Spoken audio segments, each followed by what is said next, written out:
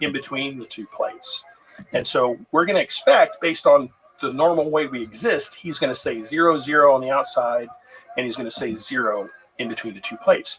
But what he's going to report back is he's going to say 0 pressure on the outside, like we expect, but he's going to say there is a negative pressure between the two plates. What the hell is going on? Well, the quantum field is full of fluctuating fields and forces. Matter is both a particle and a wave. You may have heard that statement at some point in your life. And so all these little bits of energy, right, they have wavelengths associated with them. And so any wavelength that is bigger than the physical gap of the cavity, it won't be able to manifest between the cavities. So when we add up all the bits of energy on the outside, that's our 0 reference. When we add up all the bits of energy on the outside, and then we add up all the bits of energy in between the two plates, there are less bits of energy because all the bigger wavelengths are excluded. And so there is a deficiency of vacuum energy that manifests between the two plates, and that results in that negative pressure that wants to pull those two plates together. That's called the Casimir force. A guy by the name of Casimir was a guy that derived that back in 1948, but it took us until the late 90s to actually measure this in the lab to the physics community's satisfaction. And so it's been studied hundreds of times since, measuring forces at different regimes, if you will. And there's also something called the transverse Casimir force. So when you try and slide those two plates relative to one another, the vacuum wants to resist you sliding those two plates. And so this is a very real phenomenon, and it's a wonderful illustration of the peculiar nature of reality at the microscopic level, right? So, the theory was worked out in the late 40s. The experimental stuff was started in the 90s, and then there's been a bunch of work since then. And I think they're even looking at trying to use the Casimir force in MEMS devices. But all that to what is the MEMS device? Micro electromechanical machines, some small gears that you can't see with your eyes, but they serve different purposes that people are trying to come up with for sensors, maybe some things in your car, some future chips that might be in your phone or something like that.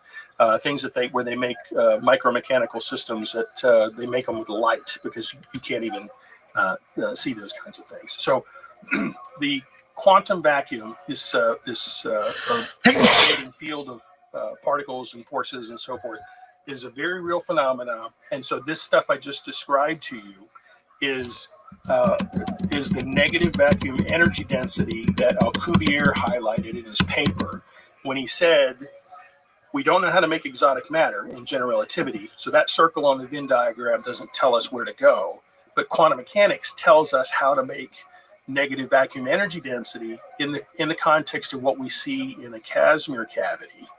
And so maybe we can, some future generation of scientists will figure out how to do something in some way to, like if you ask what's in those rings around the IXS Enterprise, right? Maybe it's some deeper understanding of the nature of the quantum vacuum. And point in fact, I talked to you about, you asked me when might this happen, and I said, I can't tell you when, but I know what I need to be doing next, right? And so in my mind, I think some of the next big chapters in physics are going to be centered around understanding the nature of the quantum vacuum and the quantum field.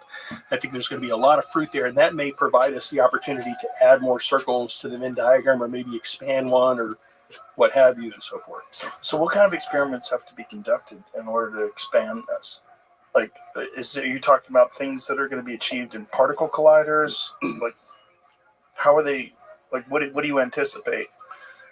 That's a good question, and I'm there. So there's a lot of different approaches people have taken to try and explore the nature of the quantum vacuum, and you could even start to look at cosmological observations. We talk about dark energy, right? That's equated to the quantum vacuum at scale, and the cosmological scale, if you will.